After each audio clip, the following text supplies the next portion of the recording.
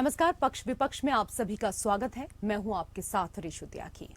इस साल के आखिर में मध्य प्रदेश में विधानसभा चुनाव होने हैं। इस बीच प्रधानमंत्री नरेंद्र मोदी मध्य प्रदेश के दौरे पर पहुंचे। उन्होंने सागर जिले में कवि और समाज सुधारक संत रविदास को समर्पित मंदिर सह स्मारक की आधारशिला रखी। उन्होंने इस दौरान कांग्रेस पर निशाना साधा। वहीं बीजेपी के इस कार्यक्रम को राज्य में दलित वोट बैंक में सेंध लगाने के रूप में देखा जा रहा है। समरसता की भावना से ओतप्रोत 20,000 से ज्यादा गांव। मध्य प्रदेश में विधानसभा चुनाव को महज कुछ ही महीने का समय बाकी है। चुनाव को लेकर अभी ऑफिशियली ऑफिशियली आगाज तो नहीं हुआ है, लेकिन सियासी आगाज जरूर हो गया है और राजनीतिक पार्टियां चुनाव को लेकर अपनी अपनी बिसात बिछाने में जुट गई है। कांग्रेस और बीजेपी ने अपने अपने राजनीतिक पासे बिछाने शुरू कर दिए हैं। सभी राजनीतिक पार्टियां नंबरों के जोड़ तोड़ में लग गई है। इसी कड़ी में आज पीएम मोदी मध्य प्रदेश के सागर दौरे पर पहुंचे और मध्य प्रदेश वासियों को बड़ी सौगात दी। पीएम मोदी ने बरतुमा में करीब 100 करोड़ की लागत से बनने वाले संत रविदास मंदिर की आधारशिला रखी और ग्राम ढाना में जनसभा को संबोधित किया। पीएम ने कहा, पहले की सरकार में जो योजनाएं आती थीं, वो चुनावी मौसम के हिसाब से लाई जाती थी, लेकिन हमारी सोच है कि हम महिला, दलित और आदिवासी के साथ हर समय खड़े रहें। आज यहाँ संत रविदास स्मारक एवं कला संग्रहालय की नींव पड़ी है। संतों की कृपा से कुछ देर पहले मुझे इस पवित्र स्मारक के भूमि पूजन का पुण्य अवसर मिला है और मैं काशी का सांसद हूं और इसलिए ये मेरे लिए दोहरी खुशी का अवसर है और पूज्य संत रविदास जी के आशीर्वाद से मैं विश्वास से कहता हूं कि आज मैंने शिलान्यास किया है, 1-1.5 साल के बाद मंदिर बन जाएगा तो लोकार्पण के लिए भी मैं जरूर आऊंगा। वहीं पीएम मोदी के दौरे को लेकर पूर्व सीएम कमलनाथ ने बयान देते हुए सवाल किया और बड़ा आरोप लगाया। कमलनाथ ने प्रधानमंत्री के दौरे पर कहा कि आज भाजपा को सब कुछ याद आने लगा है, संत रविदास याद आने लगे, सब कुछ याद आने लगा। ये तो हालत है। सोचते हैं कि जनता का ध्यान मोड़ पाएंगे, लोगों को गुमराह कर पाएंगे। मध्य प्रदेश के मतदाता ने तय कर लिया है, बड़े प्यार से शिवराज सिंह को विदा करेंगे। आज उन्हें भारतीय जनता पार्टी को आज सब कुछ याद आने लगा, संत रविदास याद आने लगे, सब कुछ याद आने लगा। ये तो हालत है। पर वो सोचते हैं कि वो जनता का ध्यान मोड़ पाएंगे, वो सोचते हैं कि जनता को फिर से गुमराह कर पाएंगे। पर मध्य प्रदेश के मतदाता ने अब तय कर लिया है कि बड़े प्यार से शिवराज सिंह जी को विदा करेंगे। पिछले 5 महीने में मध्य प्रदेश में पीएम मोदी का ये 5वां कार्यक्रम है। सागर में पीएम के कार्यक्रम की रूपरेखा तय करने की खास वजह है। इस इवेंट को भाजपा ने प्रदेश की 54 विधानसभा सीटों को ध्यान में रखते हुए डिजाइन किया है। पीएम मोदी के कार्यक्रम की खास वजह, एमपी में करीब 16% दलित वोटर। प्रदेश की 54 विधानसभा सीटों पर नजर। 54 सीटों में 35 सीटें अनुसूचित जाति की। सभी 54 सीटों पर निर्णायक भूमिका में दलित वोटर। सागर को बुंदेलखंड का सेंटर पॉइंट माना जाता है। बुंदेलखंड में कुल 26 सीटें हैं। क्षेत्र में 5 लाख से अधिक दलित वोटर। क्षेत्र से दलितों के साथ भेदभाव की सबसे ज्यादा खबरें। पिछले 6 विधानसभा चुनावों को देखा जाए तो ऐसी सीटों पर भाजपा की मजबूत पकड़ दिखती है, लेकिन जैसे ही दलित वोट भाजपा से छिटकर कांग्रेस की तरफ हुआ, भाजपा सत्ता से बेदखल हो गई। एमपी में करीब 16% दलित वोटर हैं। पिछली बार इन रिजर्व एससी सीटों में कांग्रेस बीजेपी में कांटे की टक्कर देखने को मिली थी। बीजेपी को 18 एससी सीटों पर सफलता मिली थी। कांग्रेस ने 17 सीटों पर जीत हासिल की थी। 2013 के चुनाव की तुलना में कांग्रेस के हाथ 13 सीटें ज्यादा आई थी। भाजपा को 10 सीटों का नुकसान हुआ था, जिसके चलते 2018 में कांग्रेस की सरकार बन गई। इसलिए बीजेपी को पता है कि दलित वोटरों को साधे बिना सत्ता में वापसी करना मुमकिन नहीं होगा। Bureau report APN.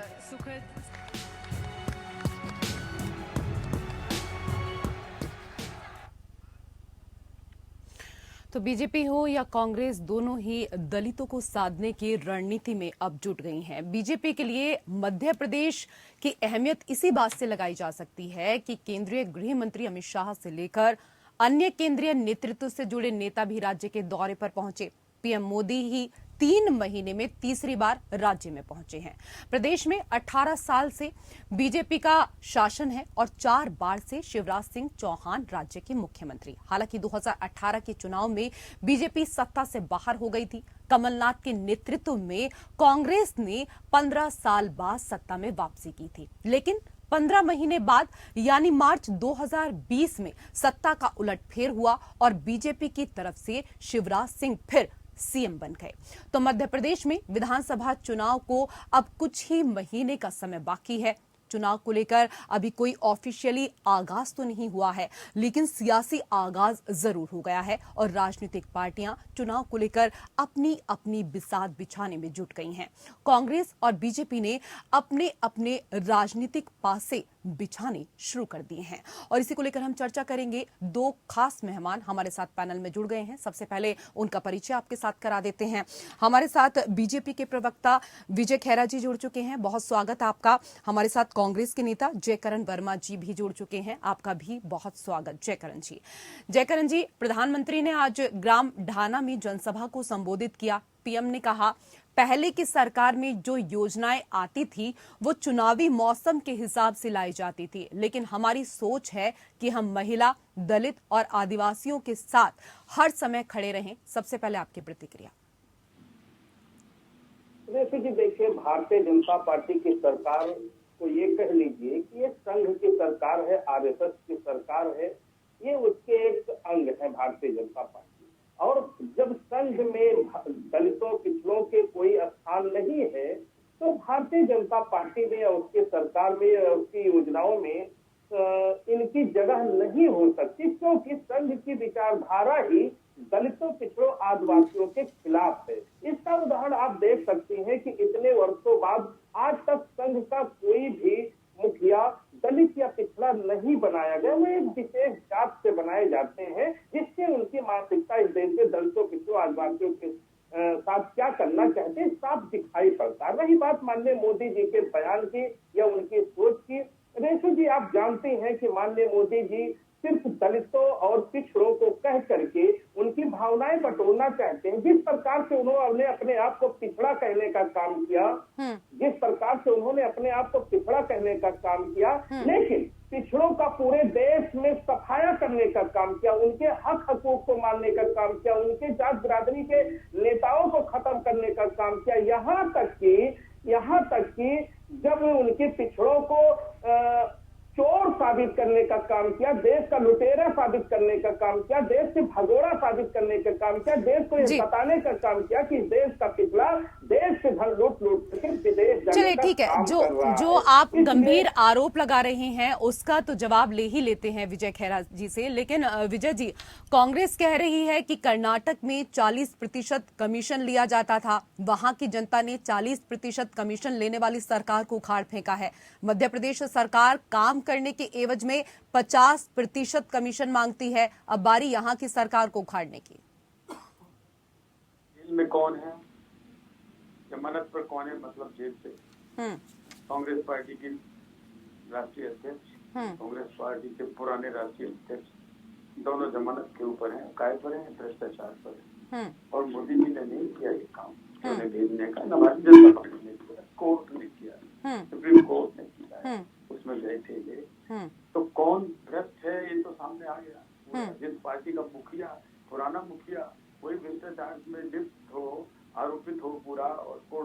जमानत पर हो, वो पार्टी अगर ऐसी बात करे, भ्रष्टाचार में है या मानहानि के केस में है? नहीं भ्रष्टाचार में है, जमानत पर। नेशनल हम्म हेराल्ड में कुछ लाख में 50 करोड़ रुपया लूट के खाने वाला काम है वो, प्रमाणित तौर पर है। जो संस्था बनाई थी माननीय मोतीलाल महाराज जी, अब नहीं रहे, जिन्होंने अपनी कारीगरी दिखाई दी जब ट्रेजरर थे कांग्रेस के, रिजोल्यूशन पास करके फिर नेशनल हेराल्ड को खरीद लिया और फिर बेच दिया था समाज के और उसी संस्था को, इसमें कुछ सोनिया जी हैं। ठीक है, जयकरण जी सुन रहे हैं आप? तो मैं व्यक्तिगत रूप से कुछ नहीं कहना चाह रहा हूँ, लेकिन पार्टी के मुखिया के जो भ्रष्टाचार आचरण है वो सबके सामने है इस समय। दूसरी बात, आप लोगों के ऊपर खुद इतने भ्रष्टाचार के आरोप लगे हैं, बीजेपी कह रही है, तो ऐसे में आप किसी और को कैसे भ्रष्टाचारी कह सकते हैं? नहीं देखिए, भ्रष्टाचारी की बात कर करके डिबेट को मोड़ना चाहते हैं। मैं मुद्दे पर आता हूँ। मैं मुद्दे पर, भ्रष्टाचारी कौन है, इस देश की संस्थाओं को कौन देख रहा है, इस देश की संस्थाओं को बेच करके अपनी जेबें और सरकार कौन चला रहा है, ये जग जाहिर है। मैं इतना कहना चाहता हूँ, अभी माननीय मोदी जी के ही एक राज्य में, उनकी ही सरकार में और उनके प्रिय मुख्यमंत्री के राज्य में एक आदिवासी के साथ एक संघ के कार्यकर्ता ने, एक विधायक के पीआरओ और सीआरओ ने उनके एक आदिवासी के ऊपर कैसा कृत्य करके सम्मान देने का काम किया, देश जानता है। इसको मोदी भी समझते हैं, योगी भी समझते हैं और शिवराज साहब भी समझते हैं। देखिए, उनको पता है कि जब इस देश का दलित और पिछड़ा पीड़ित रहेगा, आदिवासी पीड़ित रहेगा, तब उनके गुणगान को गाता रहेगा। अगर वो शिक्षित हो जाएगा, नौकरी कर लेगा, धनवान हो जाएगा, अच्छा पढ़ा लिखा हो जाएगा, जानकार हो जाएगा, तो ये कांवड़ कौन उठाएगा रेशु जी? ये परिक्रमा हमारे अयोध्या में कौन लोग करेंगे? आज इसमें जब इनका बेटा शिवराज को ट्वीट कर रहे थे कि उनका बेटा आज उच्च शिक्षा पा करके उसको सम्मानित कर रहे थे, गौरवान्वित हो रहे थे अपने आप को, तब हमारे दलित बैकवर्ड के लोग कांवड़ उठा रहे थे। तब जब इनका अमित शाह का बेटा वहाँ बीसीसीआई सदस्य बन रहा था, तब हमारे लोग यहाँ पर के उनके भीड़ की हिस्सा बन रहे थे। विजय जी, एक दलित के साथ मध्य प्रदेश में हाल ही के दिनों में हमने देखा कि किस तरीके से जो कृत्य है वो किया गया। क्या ये उसी की भरपाई करने की कोशिश है कि दलितों को अब साधना है? देखिए, वो पकड़ा गया, सजा पा रहा है। जो गलती करेगा वो चाहे पार्टी का हो चाहे पार्टी के बाहर का हो, तो बचाने का प्रयास नहीं किया जाएगा, जो है कांग्रेस के शासन में होता रहा है। दूसरी बात, अभी ये कह रहे थे आदिवासी को कि अब हमने शक्तिशाली नहीं बनाया, हमने आदिवासी के लिए शिक्षित नहीं बनाया। इसका मतलब 60 साल इन्होंने उनको अशिक्षित छोड़ दिया। जब तक इनका शासन लगातार था 40-50 साल तक, तो इसका मतलब इन्होंने अशिक्षित भी छोड़ दिया, उन्हें शक्तिशाली नहीं बनाया। यानी कि हमने हमारे परे बनाने के लिए आपने 60 साल में छोड़ दिया। तो आपकी बात तो यही समाप्त हो जाती है। दूसरी बात है, हमने दलित राष्ट्रपति बनाया था, हमने अभी ट्राइबल अनुसूचित जाति का राष्ट्रपति बनाया है, तो हमसे आप इस मामले में तो बात कर ही नहीं सकते। हमारा तो प्रधानमंत्री ओबीसी भी है, हमारा तो प्रधानमंत्री हर अलग अलग सेक्टर से आया और राष्ट्रीय अध्यक्ष भी दलित भी रह चुका, हर तरह का ओबीसी सब लोग रह चुके हैं। लेकिन इनके यहाँ ऊपर से नीचे तक सत्ता का ट्रांसफर, अध्यक्षता का ट्रांसफर जी आ रही है जयकरण जी, आपके पास ही आ रही है जी। एक मिनट और, बस मध्य प्रदेश का जहाँ सवाल है, जिस क्षेत्र की हम बात कर रहे हैं सागर और बुंदेलखंड की, तो इनके लिए उसको चौपटा करने के लिए एक दिग्विजय सिंह जी काफी हमारे लिए। जब तक वो है, हम निश्चिंत उनकी वजह से वैसे ही बैठे हैं, और ऊपर से सिंधिया जी भी चले गए जो इसकी एक ताकत थी। तो सिंधिया जी के विधायक सागर में भी जीते हुए हैं, मंत्री भी बने हुए हैं, और वो फिर से जीत के आएंगे। गोविंद सिंह राजपूत जैसे वहाँ ना 20-20 साल से बनते आ रहे हैं लगातार, तो फिर जीतेंगे, इसलिए हमको उसकी कोई चिंता नहीं है। और जो सागर के क्षेत्र से पहले जो, चलिए, आप कह रहे हैं कि आपको कोई चिंता नहीं है। सर, मुझे एक ब्रेक लेना है, माफी चाहूंगी, ब्रेक लेना है। आप कह रहे हैं आपको कोई चिंता नहीं है, कमलनाथ कह रहे हैं कि उनको कोई चिंता नहीं है। तो मध्य प्रदेश को है पाना, इसीलिए दलितों को है लुभाना। इसी ट्रैक पर, इसी लाइन पर तमाम पार्टियों ने अब कार्य करना शुरू कर दिया है, क्योंकि ये मध्य प्रदेश में चुनावी साल है। दो खास मेहमान लगातार हमारे साथ जुड़े हुए हैं। विजय जी, कहा जा रहा है कि सागर में पीएम के कार्यक्रम की रूपरेखा तय करने की भी खास वजह थी। सागर बुंदेलखंड का सेंटर पॉइंट, बुंदेलखंड में 26 सीटें हैं और यहाँ सबसे अधिक दलित वोटर हैं। उज्जैन, इंदौर के अलावा सागर ही ऐसा जिला है जहां 5 लाख से अधिक दलित वोटर हैं। बीजेपी को पता है कि सत्ता में लौटना है तो दलित वोटरों को साधे बिना ये मुमकिन नहीं होने वाला है। दलित को वोट अगर साथ में है तो सत्ता में क्या सागर और क्या हिंदुस्तान कहीं भी हो मुश्किल होगा किसी भी पार्टी के लिए। इसलिए गरीब, दलित और आदिवासियों के क्षेत्र में जितना काम 50 साल में नहीं हुआ उतना काम मोदी के समय में हो गया। मैं अभी केंद्र की बात कर रहा हूँ, जो योजनाएं पहुंची है उनकी बात कर रहा हूँ। विशेष तौर से शौचालय और मकान जो बनाए गए हैं वो मध्य प्रदेश की समय मेरे पास संख्या नहीं है, इसका हम आपके पास आ गए, नहीं तो मैं हिंदुस्तान भर का रिकॉर्ड है हमारे पास 10-10 लाख 12-12 लाख शौचालय बनाएंगे और मकान बनाएंगे तो जब उन लोगों की सुविधाएं मिल रही, उनकी सड़कें मिल रही हैं, उनके स्कूल बनाए, 7 स्कूल तो अकेले अभी बनाए हैं बाकी क्षेत्रों में, उनके बच्चों को खाना मिल रहा है, विशेष केयर कर रहे हैं, इसलिए कर रहे हैं, वोटों के लिए नहीं, तो एक अलग चीज है राजनीति। लेकिन मेन इसलिए है कि हम चाहते हैं लोग को धारा में जुड़ जाए और जो नेगेटिव है 60 साल आपको साथ में जुड़ जाए ताकि राष्ट्र निर्माण हो, ताकि हम एक स्वरूप पूरी हिंदुस्तान का देख सकें। इसलिए नॉर्थ ईस्ट को विकसित किया, इसीलिए गाँव की ओर हम गए। जो गांधी जी ने गाँव की ओर जाने के लिए कहा था तो नहीं किया, कांग्रेस ने किया होता तो दुर्दशा। चलिए सर, नॉर्थ ईस्ट की बात फिलहाल ना ही करें तो अच्छा है, नॉर्थ ईस्ट की बात ना करें तो अच्छा ही है। जयकरण जी, पीएम के कार्यक्रम को बीजेपी ने प्रदेश की 54 विधानसभा सीटों को ध्यान में रखकर डिजाइन किया है। इनमें 35 सीटें अनुसूचित जाति के लिए हैं, बाकी 19 सीटें सामान्य हैं, लेकिन इन पर दलित वोटर निर्णायक भूमिका में हैं। आपकी काउंटर रणनीति क्या कुछ होगी? नहीं वेसु जी, देखिए काउंटर रणनीति नहीं, ये देश के दलितों की जो रणनीति है वो इस सरकार के खिलाफ है, मोदी जी के खिलाफ है। उनकी विचारधारा को देश का दलित जान चुका है। जब जब इस देश में दलितों पर अत्याचार करना हुआ, पिछड़ों पर अत्याचार करना हुआ, आदिवासियों पर अत्याचार करना हुआ, तब ये मोदी सरकार बड़े ही चालाकी से, ये संघ परिवार बड़े ही चालाकी से किसी एक उनके जात बिरादरी का प्रतिनिधित्व पहले दिखाता है, फिर टीवी चैनल पर उसके जाति और नाम का गुणगान करता है, फिर उसके उपस्थिति में उसके हकों का हनन करने का काम करता है। रेसू जी, क्या हमारे देश में जग जाहिर नहीं है क्या कि कोई दलित वर्ग का बेटा अगर जो गरीब है, दलित है, तो घोड़ी पर नहीं बैठ पाता है, उसकी मोछें और दाढ़ी कटवा दी जाती हैं? क्या रेसू जी यह नहीं पता है आपको कि अगर जो आज भी हमारे ग्रामीण क्षेत्रों में या ऐसी जगह पर अगर जो दलित किसी के सामंतवादी लोगों के कहना नहीं मानता है तो उसके कपड़े उतरवा करके से उसके कौन से काम करवाए जाते हैं, ये आप लोगों को भी पता है। सब जगह की तो ये स्थिति नहीं है, कहीं एक दो मामले ऐसे आए होंगे तो आप हर जगह से तो तुलना नहीं कर सकते ना जयकरण जी। नहीं तुलना जब हमारे देश में हो रही है, आप जैसे सीधी की जो घटना हुई, अब आप ये कह दें कि उससे उत्तर प्रदेश या राजस्थान या मध्य प्रदेश में उसकी तुलना एक जगह पर हुई, एक कार्यकर्ता ने किया। लेकिन मैं कहना चाहता हूँ ऋषि जी, ये एक विचारधारा है। मैंने पहले ही किया कि ये भाजपा की सरकार नहीं है, ये संघ की सरकार है और संघ हमेशा दलित पिछड़ा, इनके आदिवासी विरोधी रहा है। इससे आप समझ सकते हैं कि उन्होंने कभी अपना मुखिया इस वर्ग से बनाने का काम नहीं किया, तो मोदी जी को भी नहीं करना है ऐसा, क्योंकि आदेश उनको संघ से ही लेना पड़ेगा। अच्छा ठीक है, आप जो लगातार ये आरोप लगा रहे हैं, संघ को लेकर जो आरोप लगा रहे हैं, विजय जी से इसको लेकर तो मैं चर्चा करूंगी ही, इसका तो विजय जी आप जवाब दे ही दीजिएगा जयकरण जी को। लेकिन बुंदेलखंड में आपको 2018 के विधानसभा चुनाव में तगड़ा झटका लगा था, जबकि आपकी सीटें 28 सीटों से घटकर 18 रह गई। यही कारण रहा कि बीजेपी बहुमत से पीछे रह गई। बीजेपी को 2020 में एक और झटका डबरा सीट पर लगा।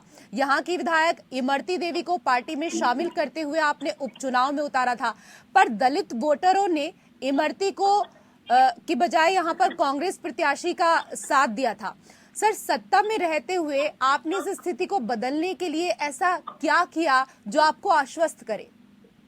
आप एक विधायक की बात कर रहे हैं, लेकिन सिंधिया जी के साथ जितने विधायक आए थे उनमें से लगभग सभी जीत गए हैं, 3-4 को छोड़ के। इसका मतलब ये है कि उनके आने पर जनता ने मोहर लगा दी थी, लाख चिल्लाते रहे, उसके बावजूद भी जीत गए थे। लेकिन 100 में से 100 तो नहीं जीतते कोई किसी चुनाव में आज तक, जब से नेहरू जी के समय से लेकर आजादी मिली आज तक। लेकिन हाँ, 3-4 हार गए, लेकिन बाकी जो मेजोरिटी तो जीते थे वो सिंधिया जी के साथ जो आए। तो जहाँ तक इमरती देवी है, एक हार गई डबरा से, तो अलग बात है वो।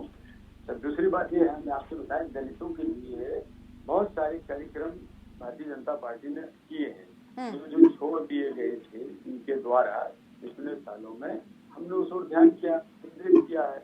जी। दूसरी बात, जो हमने सीटें गंवाई थी हमने उस पर भी जोर दिया है। आज आप कह रहे हैं प्रधानमंत्री जी का दौरा, हाँ है, इसमें क्या बात है, चुनाव साथ आ रहे हैं और प्रधानमंत्री हमारे पास ऐसा ट्रम्प है।